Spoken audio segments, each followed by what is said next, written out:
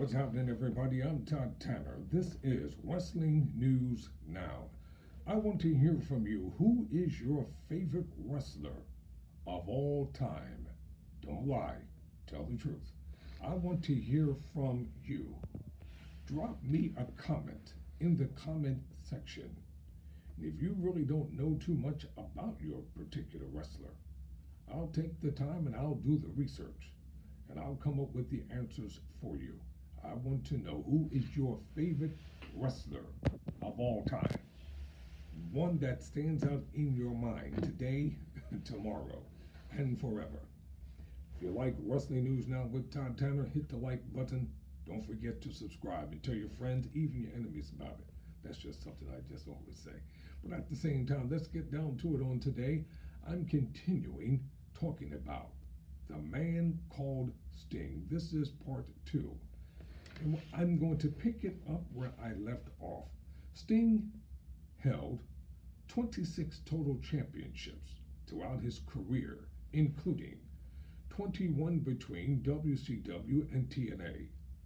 Readers of Pro Wrestling Illustrated named him, quote, most popular wrestler of the year, close quote, on 4 occasions, a record he shares with John Cena.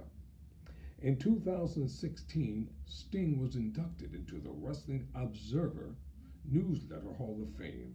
Slam Sports wrote that he holds a lofty level of prestige that few will ever touch. Borden, originally wrestling under the ring name Flash, teamed with Jim Justice Hillwig, who would gain fame as the Ultimate Warrior in the WWF, now known as WWE. As 2 members of Power Team USA in independent All-California Championship Wrestling, Power Team USA was a 4-man unit also featuring Garland Glory Donahue and Mark Commando Miller, plus manager Rick Bassman.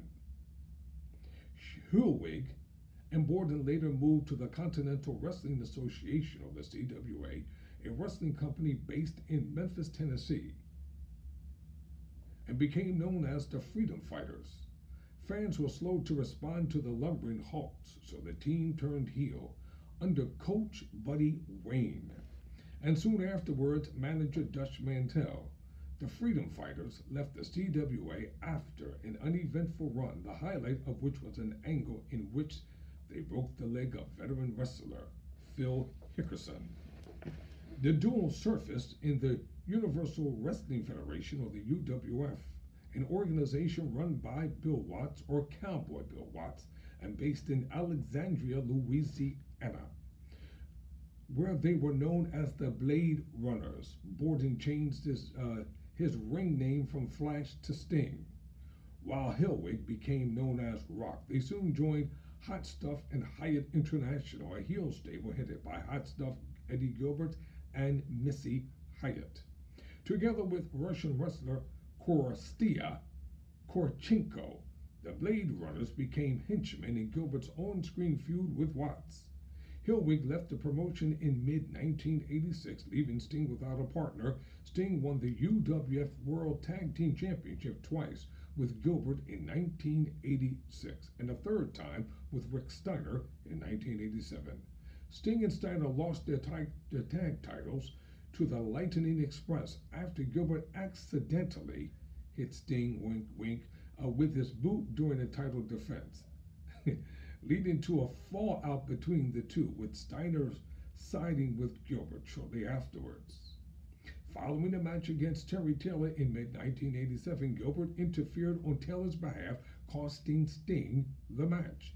Taylor and Gilbert then ganged up on Sting until Taylor's former tag team partner, gentleman Chris Adams, came to Sting's aid. Adams cleared the ring and then asked Sting if he was with him or against him in his feud with Taylor and Gilbert. Sting turned face by declaring his allegiance to Adams.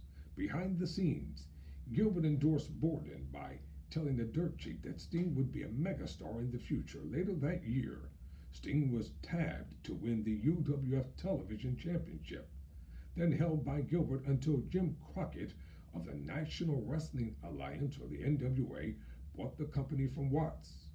Crockett's booker, Dusty Rhodes, decided to put the television title on Taylor to set up a feud between Taylor and NWA television champion Nikolai Koloff to unify the two titles. Rhodes used the then unknown Shane Douglas as a transitional champion from Gilbert to Taylor because Rhodes did not want to diminish Sting's growing stardom with a brief title run. Sometime after Sting's arrival to the NWA in July 1987, Dusty Rhodes used the opening bout of Crockett's first foray into pay-per-view, Starrcade 87, to showcase the young superstar Sting partnered with Michael P.S. Hayes and Jimmy Garvin in a six-man tag team match against Gilbert, Steiner, and Larry Sabisco that ended in a 15-minute time limit draw. Having established himself as a rising star, Sting was one of the few UWF alumni to be pushed in the NWA. At Clash of the Champions in March 1988, Sting challenged Ric Flair to the NWA World Heavyweight Championship. I just did a piece about it. Check it out. The reason why Sting became NWA champion. So look at the video and you'll know the whole story. The match ended in a draw after the 40-minute time limit expired and the ringside judges could not declare a winner. Sting lost to Flair in several non-televised rematches following the clash, and later that year battled over members of Flair's stable, the Four Horsemen.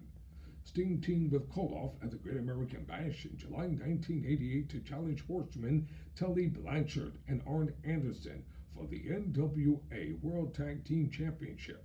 Blanchard and Anderson retained the titles when the match ended in a 20-minute time limit draw. Rhodes continued to book Sting in title matches throughout the year against both NWA United States Champion Barry Windham and NWA Television Champion Mike Rotunda. In the fall of 1988, Sting was attacked by Hawk and Animal of the Road Warriors after a televised match. Rhodes, as booker, identified Sting as the face who was most over with the fans, despite knowing that turning the Road Warriors heel would be no easy task. Rhodes himself teamed with Sting to challenge the Road Warriors for the Tag Team Championship at Starrcade 88. That December, Rhodes and Sting got the win by disqualification, allowing the Road Warriors to retain the titles. Sting returned to singles matches in 1989, starting the year off by wrestling Flair to a one-hour draw in Atlanta's Omni on New Year's Day.